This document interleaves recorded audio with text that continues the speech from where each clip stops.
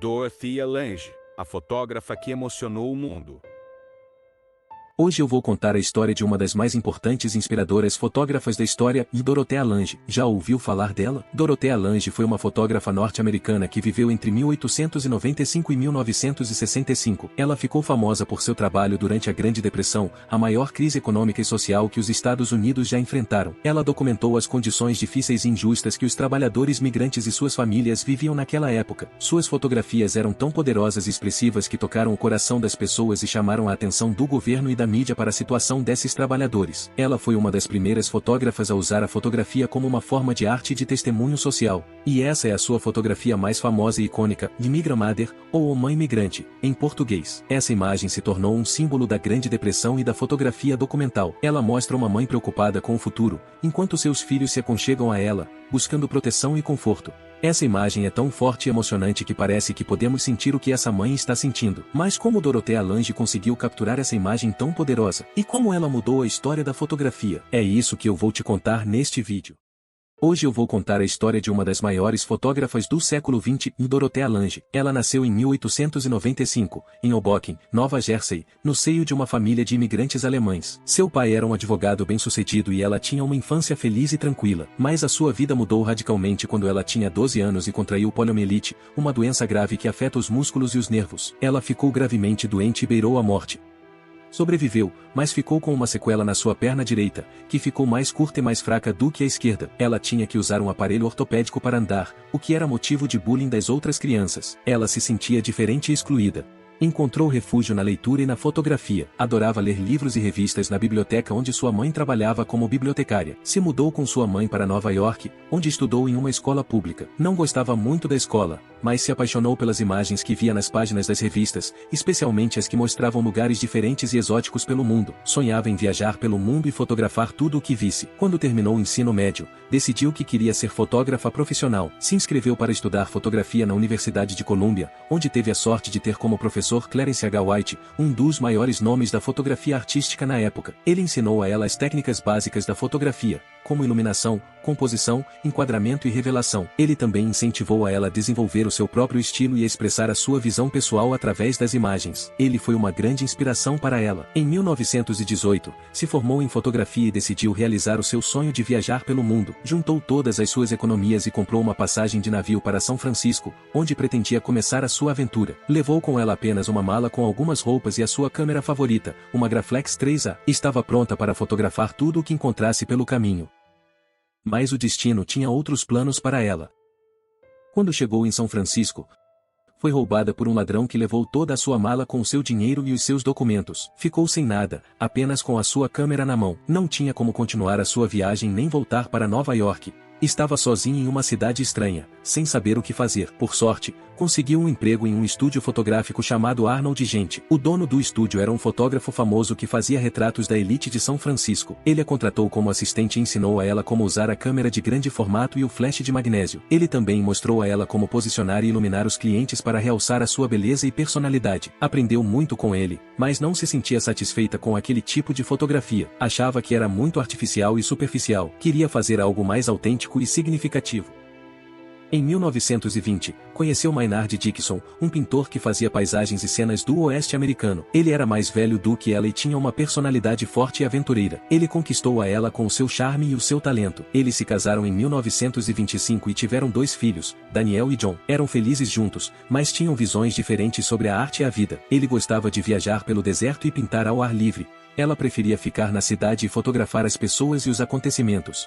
Em 1929, tudo mudou. A Bolsa de Valores de Nova York quebrou e iniciou a Grande Depressão, a maior crise econômica e social que os Estados Unidos já enfrentaram. Milhões de pessoas perderam seus empregos, suas casas e suas esperanças. A pobreza e a fome se espalharam pelo país. Ela ficou chocada com o que viu nas ruas de São Francisco, homens desempregados vagando sem rumo, mulheres implorando por comida, crianças sujas e doentes dormindo nas calçadas. Ela sentiu que tinha que fazer alguma coisa. Pegou a sua câmera e saiu para fotografar essa realidade. Foi assim assim que começou a sua carreira como fotógrafa documental e social. Queria mostrar ao mundo o que estava acontecendo nos Estados Unidos, e como as pessoas estavam sofrendo com a crise. Não queria apenas registrar os fatos, mas também as emoções, os sentimentos e as histórias dessas pessoas. Queria dar voz a elas, e fazer com que elas se sentissem respeitadas e valorizadas. Queria fazer uma diferença com a sua fotografia. Essa é uma das suas primeiras fotografias documentais, chamada White Angel Breadline. Ela mostra uma fila de homens desempregados esperando por um pedaço de pão em frente a uma cozinha popular em São Francisco. A cozinha era mantida por uma mulher chamada Lois Jordan, que ficou conhecida como White Angel, ou o Anjo Branco, por causa da sua bondade e generosidade. Ela distribuía comida para os pobres todos os dias, sem cobrar nada. Ela se interessou por esse homem que está de costas para a fila, segurando um copo na mão. Ele não olhou para mim, disse ela mais tarde. Ele parece isolado e desesperado, sem nenhuma esperança ou dignidade. Ele estava tão perdido no pensamento. Ele representa o drama de milhões de americanos que perderam tudo na crise. Ele era um símbolo. Ela quis capturar esse momento de solidão e angústia com a sua câmera. Eu sabia que tinha algo ali. Ela fez várias fotografias como essa, mostrando a situação dos desempregados e dos pobres em São Francisco. Ela expôs as suas fotografias em uma galeria e elas chamaram a atenção do público e da imprensa. Elas também chamaram a atenção de um homem chamado Roy Stricker, que era o diretor de um programa do governo chamado Administração de Reassentamento. Esse programa tinha como objetivo ajudar os agricultores que tinham perdido suas terras por causa da seca e da erosão do solo. Eles eram chamados de Okies, porque muitos deles vinham do estado de Oklahoma. Eles migravam pelo país em busca de trabalho e de uma vida melhor. Roy Stricker convidou-a para trabalhar para o seu programa como fotógrafa. Ele queria que ela documentasse as condições de vida dos trabalhadores migrantes e das suas famílias. Ele achava que as suas fotografias poderiam sensibilizar o governo e a sociedade para a situação dessas pessoas, e assim conseguir mais recursos e políticas públicas para ajudá-las. Ela aceitou o convite, pois viu nisso uma oportunidade de fazer um trabalho importante e relevante com a sua fotografia. Em 1935, ela começou a trabalhar para a Administração de Reassentamento, que depois mudou de nome para a Administração de Segurança Agrícola. Ela viajava pelo país com o seu carro,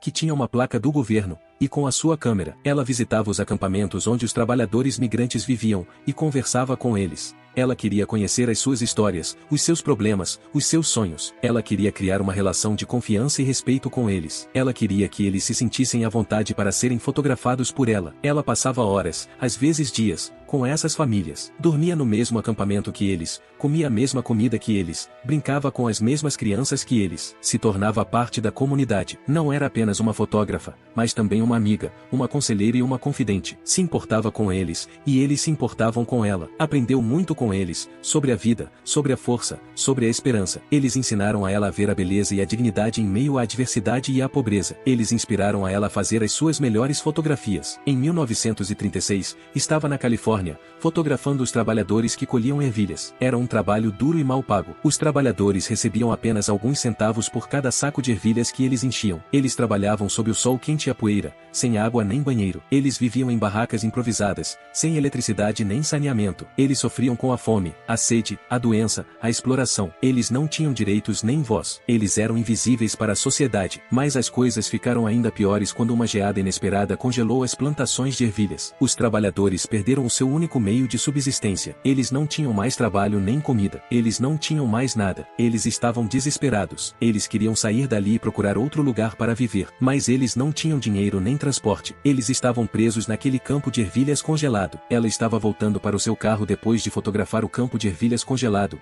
quando viu um acampamento de trabalhadores na beira da estrada. Eu vi e me aproximei da fome e da desolação ali, disse ela mais tarde. Estava cansada e com pressa de voltar para o hotel, mas algo chamou a sua atenção naquele acampamento. Sentiu uma curiosidade e uma compaixão pelas pessoas que viviam ali. Decidiu parar o carro e ir até lá. Não sabia, mas essa foi a decisão mais importante da sua vida. Foi lá que encontrou Florence Owens Thompson e seus filhos. Florence Owens Thompson era uma mulher de 32 anos, mãe de 7 filhos. Era viúva, pois seu marido tinha morrido de tuberculose alguns anos antes. Tinha vindo de Oklahoma com sua família, fugindo da seca e da pobreza. Esperava encontrar uma vida melhor na Califórnia, mas só encontrou mais dificuldades e decepções. Trabalhava como colhedora de ervilhas, mas com a geada ficou sem trabalho e sem dinheiro. Tinha vendido os pneus do seu carro para comprar comida para os seus filhos. Estava à beira do desespero. Ela se aproximou dela e se apresentou. Disse que era uma fotógrafa do governo e que estava documentando a situação dos trabalhadores migrantes. Perguntou se podia fotografá-la e aos seus filhos. Ela não fez nenhuma pergunta nem objeção, apenas concordou com um aceno de cabeça. Não sorriu nem posou para a câmera. Apenas olhou para ela com um olhar profundo e penetrante. Um olhar que dizia tudo o que estava estava sentindo e pensando naquele momento. Um olhar que tocou profundamente. Ela fez 5 fotografias dela e dos seus filhos. Trabalhou rapidamente e discretamente, sem incomodá-los ou perturbá-los. Tentou capturar a essência daquela cena, a expressão daquela mãe, a relação dela com os seus filhos, o contraste entre a sua beleza e a sua miséria. Sabia que estava diante de algo especial, algo único, algo poderoso. Sabia que tinha acabado de fazer a sua melhor fotografia.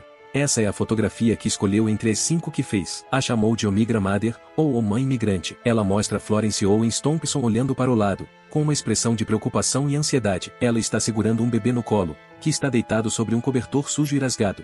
2 dos seus filhos estão ao seu lado, encostando as cabeças no seu ombro. Eles estão escondendo os seus rostos, como se quisessem se proteger do mundo cruel e hostil que os cerca. Eles estão em um acampamento de trabalhadores, cercados por barracas precárias e objetos velhos e quebrados. Eles não têm nada, apenas uns aos outros. Eles são a imagem da pobreza, da fome, da desesperança. Mas eles também são a imagem da força, da resiliência, da maternidade. Eles são a imagem de milhões de americanos que lutavam para sobreviver na Grande Depressão. Eles são a imagem de uma época, de uma história, de uma humanidade. Ela enviou essa fotografia para o seu chefe, Roy Stricker, que ficou impressionado com ela. Ele a distribuiu para os jornais e revistas de todo o país, que a publicaram em suas páginas. A fotografia causou um grande impacto na opinião pública. As pessoas ficaram comovidas e indignadas com a situação dos trabalhadores migrantes. Elas exigiram que o governo tomasse providências para ajudá-los. O governo enviou ajuda emergencial para o campo de ervilhas onde Florence Owen Thompson e seus filhos estavam. Eles receberam comida, roupas, medicamentos e transporte para sair dali. Eles conseguiram escapar da fome e da miséria. Eles conseguiram uma nova chance de vida. Continuou trabalhando para a Administração de Segurança Agrícola até 1939, quando o programa foi encerrado. Fez milhares de fotografias dos trabalhadores migrantes e das suas famílias, que hoje fazem parte do acervo da Biblioteca do Congresso dos Estados Unidos. Se tornou uma das mais reconhecidas e respeitadas fotógrafas documentais do país. Mas o seu trabalho não parou por aí.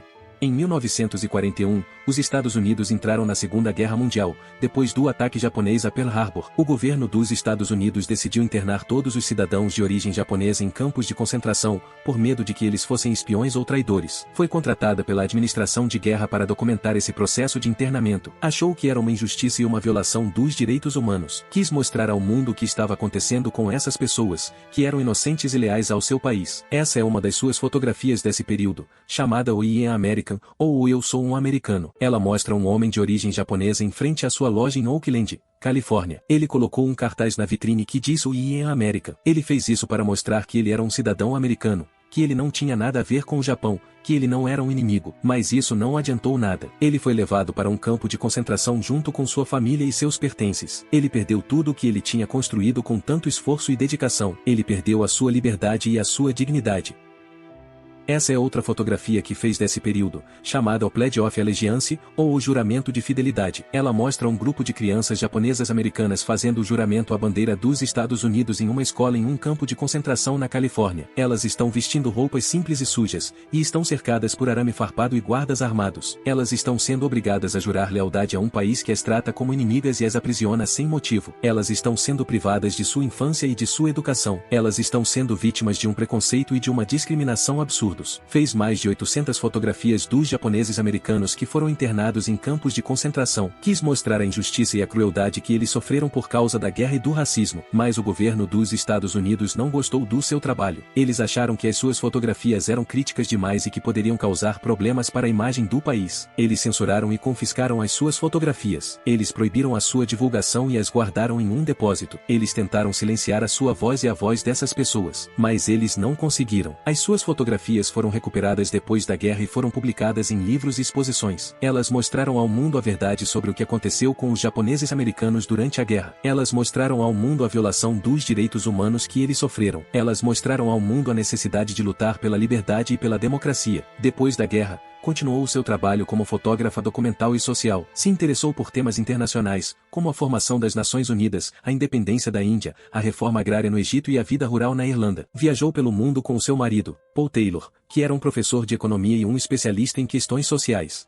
Eles trabalharam juntos em vários projetos, combinando as suas habilidades e conhecimentos. Eles publicaram livros e artigos sobre os temas que eles pesquisaram e fotografaram. Eles quiseram contribuir para o desenvolvimento e a paz mundial. Morreu em 1965, aos 70 anos, vítima de um câncer de esôfago. Deixou para trás o seu marido, os seus filhos, os seus amigos e os seus colegas. Deixou para trás também o seu legado como fotógrafa. Deixou para trás milhares de fotografias que contam a história de uma época, de um país, de um povo.